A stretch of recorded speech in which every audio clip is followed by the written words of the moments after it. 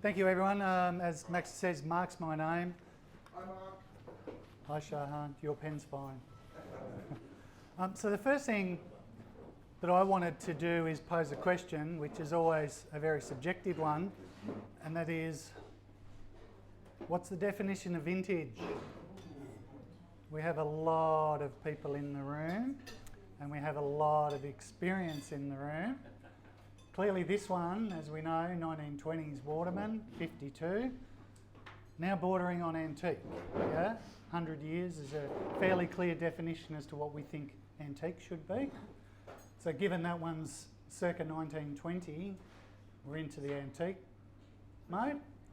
So what I ask you, and what are people's opinions as to where's the line that we say vintage? The normal line would be new and useful, Yep. then rubbish for about 20 years, then it starts to become antique and vintage after that. Yep. Okay. With most things. So is there a date, or is there a line, or is it move? So when we move on, Mr. Google says vintage, older than 20, less than 100, of course. The fashion industry says over 40 years, less than 100, because of course 100 we get into antique. Car industry talks around 1943. So pen collectors, where do we say the line is, or what's the test for what a vintage pen is? 60s. 60s? Yeah. And The advent of the converter, introduction of converters. introduction of the converter. Are or are not? I would go a little more generous than that, because I think that there's a clear dividing line that happened when fountain pens fell out of favour and turned into a niche object, and major manufacturers closed their shops or sold themselves to Rubbermaid. Yeah. Okay, And Michael. I imagine that's the 80s, is it? So you're saying there's a date? No. Are we saying vintage or Vintage. Antique. Not antique. Antique's 100 years. That's a clear definition. Vintage. Where do we say vintage sits? Anyone? 80s? No, 80 years. 80 years? Okay. So you're saying six, yeah? The person who said this is the time of the ball pen. Person of, The yeah. ball pen taking over, the kids no longer wrote at school with fountain pens. I don't know when that was. Yep. I know we wrote with fountain pens at school. My children didn't. So, who knows when kids stopped writing with fountain pens at school? Depends where in the world.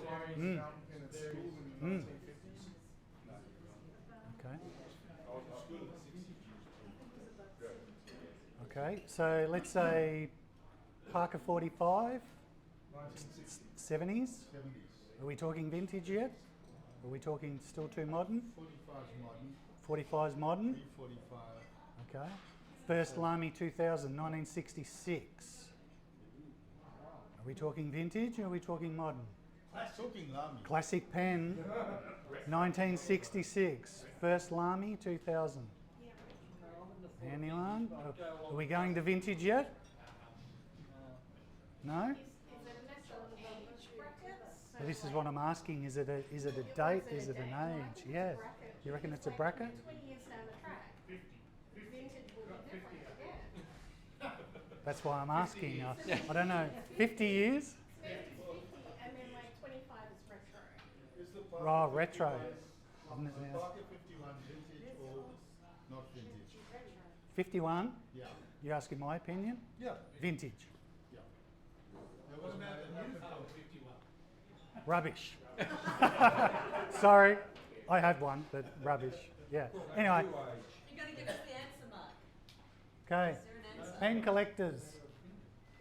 I did a lot of research, and this is sort of where it landed. For most part, collectors, vintage, circa 65, which is what Michael's touching on. That's the era when a lot of the big makers, the ballpoint started coming in, and a lot of the more well-known manufacturers started to cut costs and they started to cheapen their pens down to compete. And as you said, Conway Stewart, Delarue, Estabrook, a lot of those, they went by the wayside. Some of them, as you know, have come back now. So, I don't know, for what it's worth, that's David Nishirima, who's a very well-known in the pen industry, did a lot of research and they settled on around 65. But even he says, will the definition expand into the 70s and 80s pens? Who knows? So I just put that out there because I think it's really interesting when we start talking about restoring vintage pens, what people's interpretation of vintage is. And So then to your point, in 2065, do those pens become that's right. antique? That's right. Because if we go back here, this was vintage until 5 years ago. Now it's antique. But antique's a definite line. You know, it's 100 years. So you know, you're talking circa 1920s now. We're still calling them vintage pens, but really they're antique pens now. Can it be both? So can they be both? I don't know. I put it out there. I think they probably can be, but yeah. Anyway, just think it's interesting to start with a question just to get everyone sort of Also, an Get antique your pen head- can be vintage, but a vintage pen isn't automatically isn't antique. necessarily antique. That's right. We should Yeah. just accept them the way they are. Anyway, Oh, do you know what a anyway, veteran car is? a veteran car. Veteran car made before 1905. Four. When the red flag laws changed. Mm. That's right. So depends on the industry, I suppose. Here, by the way. Yeah, I think it just depends. Sorry. I said we're going to see the red flag laws here pretty Anyway. soon while they're going. So just some basics when we talk about vintage pens. I am going to talk about that earlier period because they're the pens that they're the most unstable. Yeah, when we're talking pre-65, we're dealing with hard rubber, celluloid, casein, those types of materials are a lot more fragile because as the market was progressing and they were experimenting with different materials, this is sort of what you get to. So if you've got those sort of pens, temperature and light is the clear ones, keep them in there. Those $30 black zip-up pen cases that everyone likes to put their pens in with the rubber elastic thing. I bought some pens off Mr. Sweet back in the day, and Dr. Sweet back in the day, and they were Parker Vacuumatics that he'd stored in those plastic cases. The actual black rubber had perished and eaten into the celluloid of the Vacuumatics. So just be really careful with your vintage pens about storing them in anything that's putting constant pressure on the material, because you might find you end up with some trouble down the track. And those vintage materials, rubber, celluloid, they off-gas. They actually release a chemical as they age, and they don't play well together.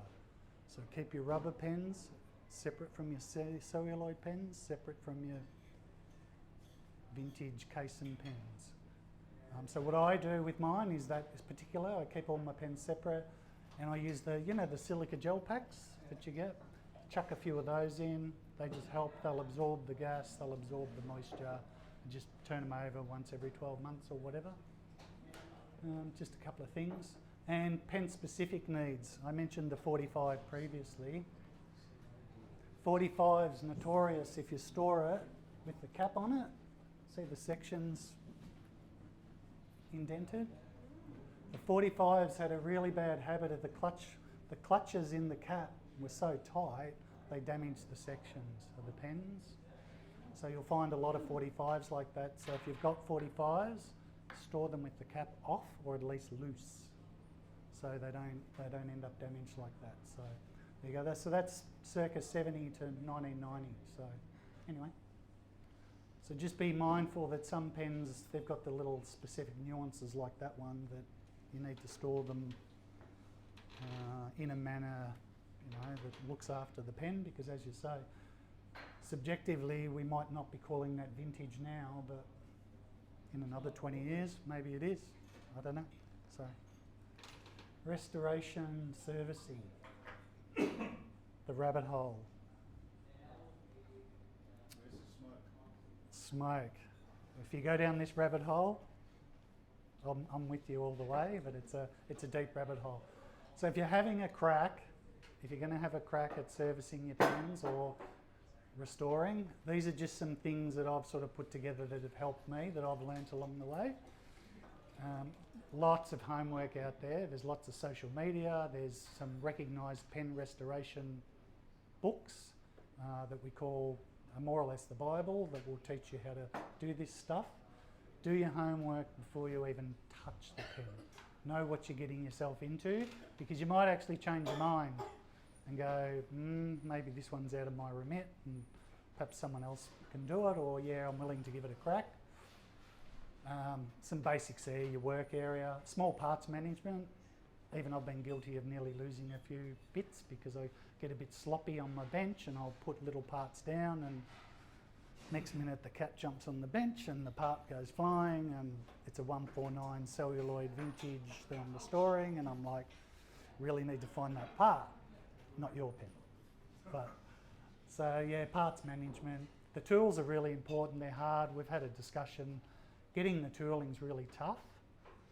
Over the years I've bought tooling as I've gone along. I've found tooling, and lucky for me, when the late Andrew Gray passed away, I got access to his workshop, and I've managed to get some tooling through that as well. So they're tough to come by, and just on that, with that 149 that I'm restoring at the moment, the actual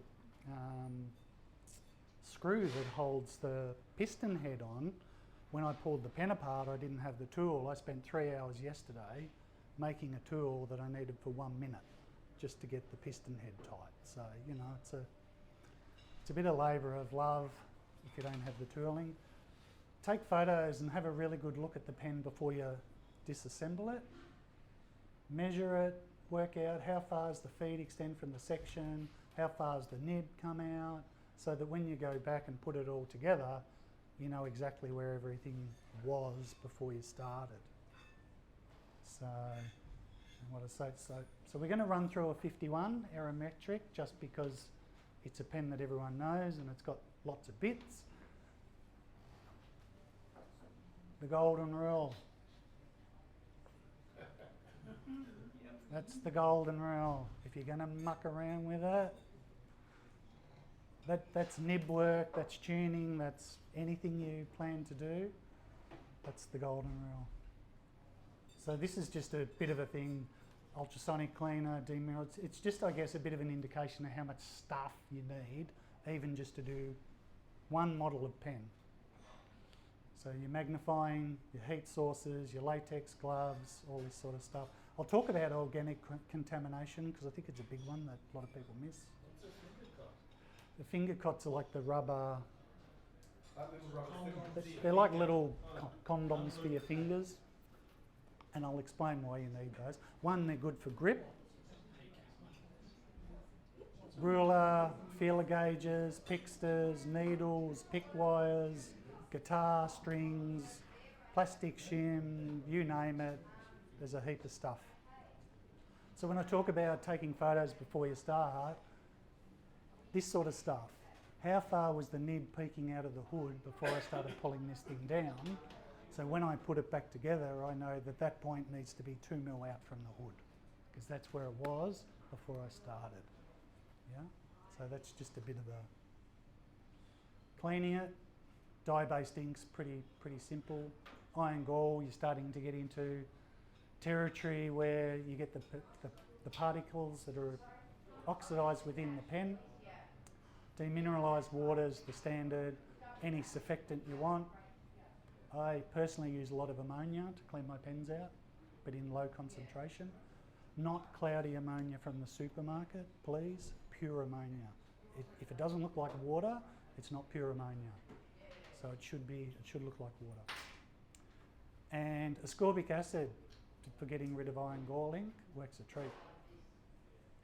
So just an example with iron gall, this is one of the Visconti travelling ink wells that you use for filling up your pens.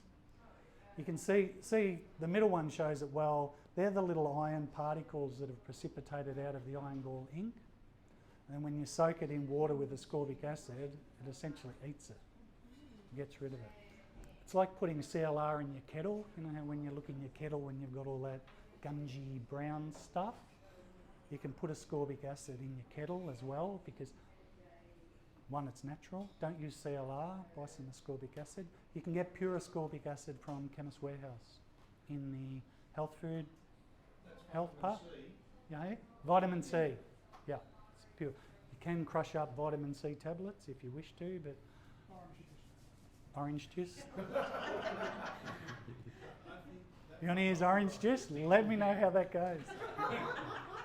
But the pure ascorbic acid comes in little packets at Chemist Warehouse. It's really good. And it's a powder. Yeah, it's just a powder pan. So you just mix it with a bit of water until it dissolves, and then and you can literally see it. You can actually see the. Jane Austen didn't have that problem. No. I just use a teaspoon or two because it doesn't really matter. It's not alkaline or corrosive, so. And there's no additives like sugar or anything? No, it's pure ascorbic acid, so it's pure vitamin C. Anyway, strip down, removing the hood of a 51. Let's see there. That hood's the tricky bit. Actually, I've got a 51 that I brought with me.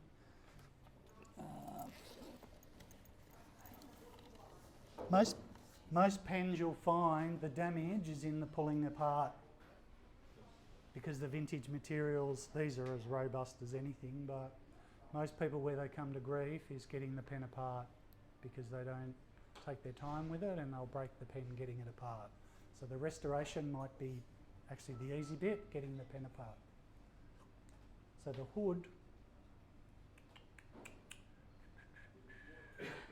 hood, is clearly this bit that we need to get off to get into the pen. So once you get the hood off, the rest of the pen will come apart. But of course, Parker didn't want everyone pulling their pens apart for obvious reasons. People don't know what they're doing, the pens would leak. So what Parker needed to do is come up with a method of sealing the pens to stop people mucking around with them, but also be, when they went back to the workshop, that the tradies could get them apart to actually service them. So what they come up with is a heat-sensitive sealant.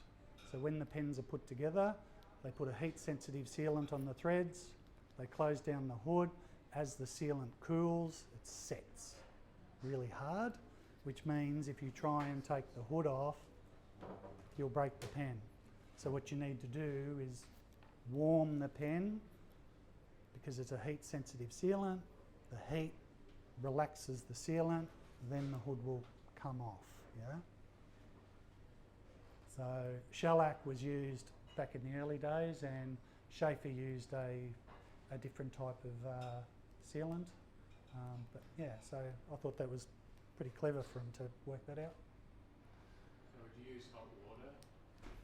With these you can, because the 51's made out of lucite, which is a really, really, really robust plastic. And you could put that pen in boiling water and it wouldn't ruin the plastic. Later Parkers, the plastic's not as good. Early ones, it's not as good. The 51, which is another 15-minute story as to why it's as robust as it is. But yes, you could use warm water. But I use dry heat. Correct. I use a heat gun that you can measure. You can either ramp up the temperature or reduce the temperature depending on the material. Because once you go into celluloids, if you use too much heat, you are bending that pen and you've lost the pen because it'll melt and it'll shrink and you've cooked it. Shellac doesn't dissolve in water. Shellac is Yeah. used with methylated spirits for French polish. Correct. Shellac won't dissolve in water or anything. No, metho. Dissolves with heat though. Softens with heat. It does dissolve. Yeah. And you're right, they mix it with metho because they use it for French polishing. correct, but they also use it for sealing pens because it's heat sensitive. I guess you'd want to soften it without dissolving it because you want it to stay there to reseal the pen later, right? I personally remove all the old shellac, Ah. I clean up the threads, I make sure the pen will go together without any friction or force, and then I will put the shellac or the other sealant that I use on it, and then what I will do is work the pen under heat. So to keep it soft and to keep it viscous, I work the pen under heat, and then I'll put the cap on while the pen's real warm, and then you set it aside, and then as it cools, the material also just slowly cools, the adhesive cools, and then you don't get cracking because they all sort of, Do you have to reseal it? you don't. If it's my personal pens, I don't reseal because I want to be able to pull them apart again. When I restore for you, Aileen, I would say to you, do you want the ability to be able to pull the pen apart easily, or would you like me to seal that bad boy shut? And I'll do whatever the customer wants, essentially. So But it doesn't affect the performance of doesn't, the pen. no. And the other thing now, back in the day, there was no such thing as silicone grease. If you wanted to use some silicone grease to help seal it, but also make it easy to pull apart again, that's another option. The value with using the shellite and the like is when you bond a thread together, the pen is much sturdier. So when you're talking about celluloid barrel onto a section, the weak point is the joint of the pen.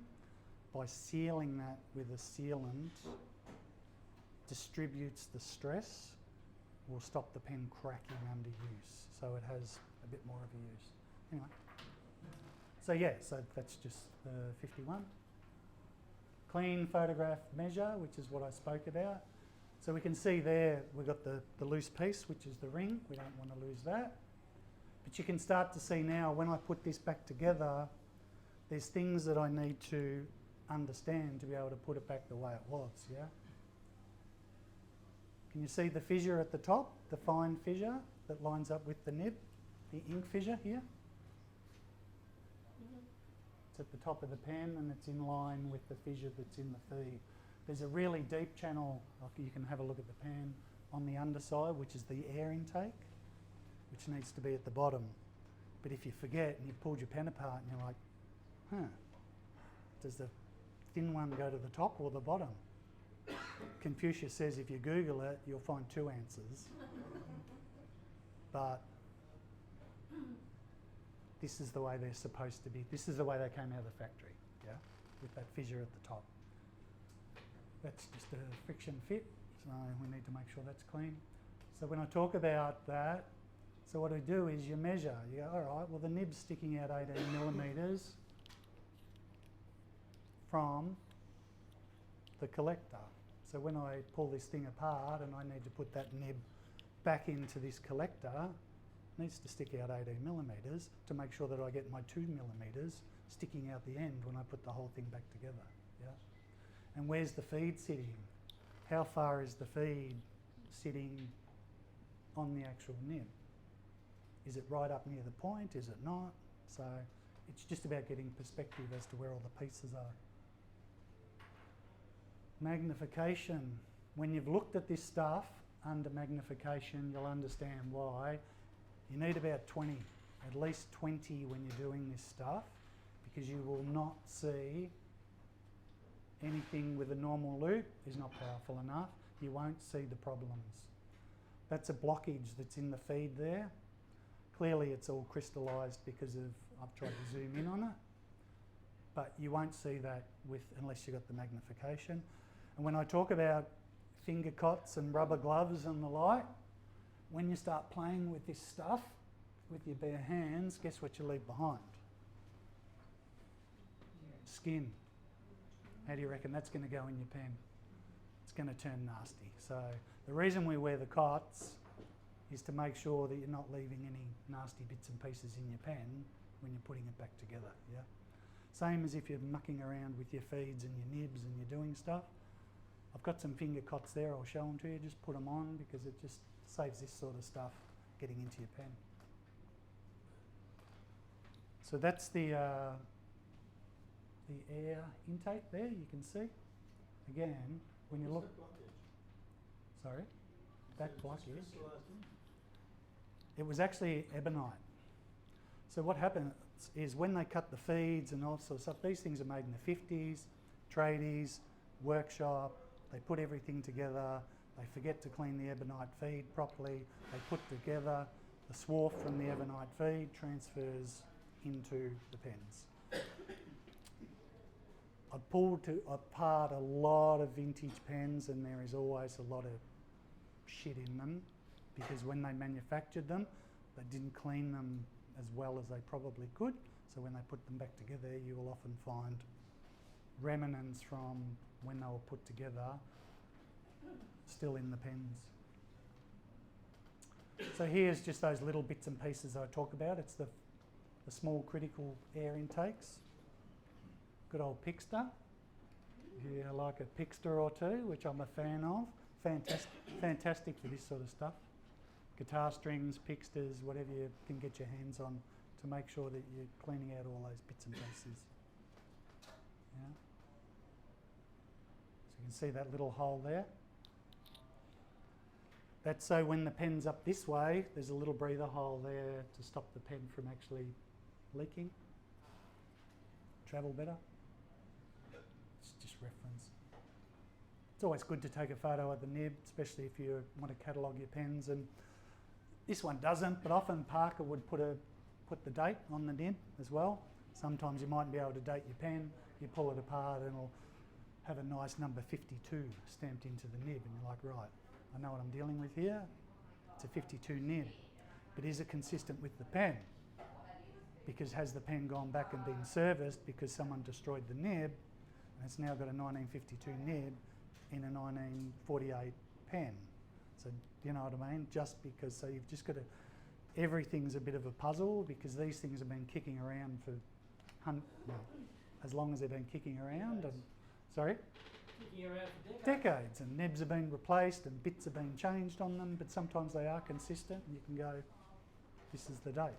If you're a nerd like me and try and work out exactly when the pens were made, sometimes the nib will give you the answer.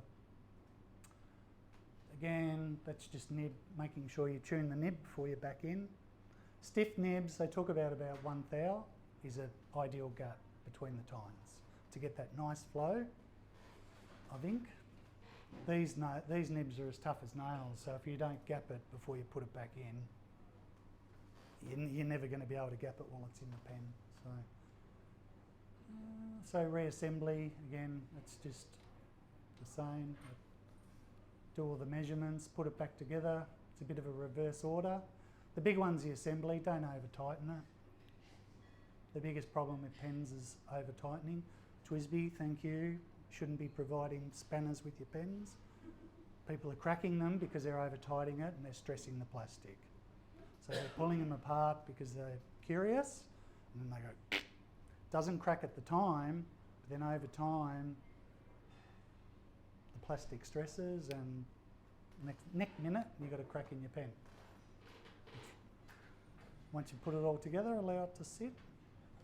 Then we turn all those bits back into a pen, hopefully. How do you get the Homework. Vintage fountain pens, manufactured and serviced by tradies back in the day. So I like to use the analogy of your car. If you're going to get your car serviced, you usually take it to a mechanic because they know what the hell they're talking about.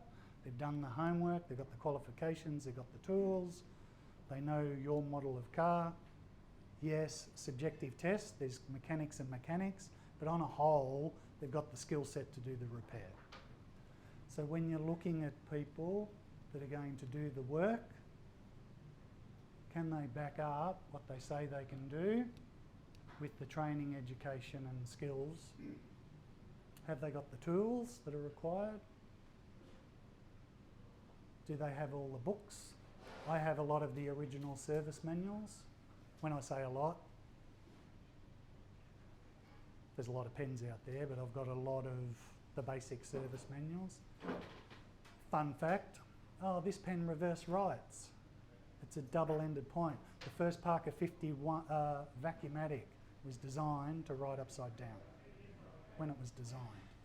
So, you know, pens that you can turn upside down and have a different nib point, not new. The first Parker did it. This one's a big one for me. Think through your social media pen fixes, test their thinking. The old post on social media, my pen writes dry. How many posts from Eddie the expert come up as to how to make that pen write wetter? So when we think about that, so let's throw it to the room. That's the question. My pen's writing dry. Let's go back to what are some of the things that could be the potential reasons why your pen's writing dry? Anyone want to kick off? Sort of ink you're using. Type of ink, 100%. Whether it's clean or not, the feed's clean. Have we got a blockage in the pen that we don't know about? Next. Air channel back into the... Is the air correct? Is the air ink interchange working as it should so that we're getting the ink flow? Tines could be too tight, 100%. Tines could be too tight. All right, I'll throw one up. Is the nib and the feed sitting together properly? Have we got a proper exchange between the feed and the nib? Have we got a gap there? Okay, 5. Any more? Baby's bottom? Anyone? Oh, you got baby's bottom. That'll fix it. Get on the micro mesh. All right, so we've got 6. Any more? It's the way, baby's bottom is, Pam, when they polish the iridium tipping at the factory to make it smooth, what they do, I'm sure I don't have any more. So what they do is they over polish the inside edges of the tines so that the capillary draw won't go to the point of the pen because it's over polished. I think over polishing and baby's bottom are not exactly the same thing. I mean, you can induce baby's bottom by over polishing, correct? but you can make a nib right dry or skip by having it too shiny. Correct. Over polished, it could write dry if it's over polished. I've over polished nibs myself and I've got to whack them back a bit because they squeak when they're over polished. So we're now at 7 potential issues. Paper? The paper that I'm using, is that the problem? Do I have such a light hand that I'm writing extra fine with a broad? But you know, that's probably not a symptom in the pen. So anyway, I move on. So we've got 7 potential reasons as to why that pen's writing dry. And what's the one everyone goes to on social media? Time's too close. Widen the tines. Ben, Every day of the week, widen the tines. And you're like, well, how has that addressed any of the other 6 potential issues that are causing your problem? And it's the most destructive fix. And it's the most destructive because it's physical. You are doing a manual manipulation of your pen that may not be required. And how do they widen the tines? Press it against the table. Press it against the table every day of the week. Just ram it on the table. Spread the tines out. So what they're in fact doing is, so your 2 tines should be like this. I don't have a whiteboard. And they should be perfectly aligned, yeah? To make sure that you've got the ink flow. If you press that nib on the table to widen the tines, what you are going to do every day of the week is this. You are going to turn the tines out. You're going to increase the ink flow, 100%. But what happens when that nib now runs across the paper? Catches. So you've turned your pen into a wetter writer, if that was the problem in the first place, and you've just created a worse problem, which is my pen's now scratchy. So I'm just saying, have a bit of a think about how many possible issues are causing that one symptom before you start. Anyway, I'm getting deep, but do you get the picture? it's not as simple as you need to widen the tines. And I read it every time and I'm like, I'm not going to type for another 20 minutes to tell you there's 7 other reasons why your pen can be writing dry.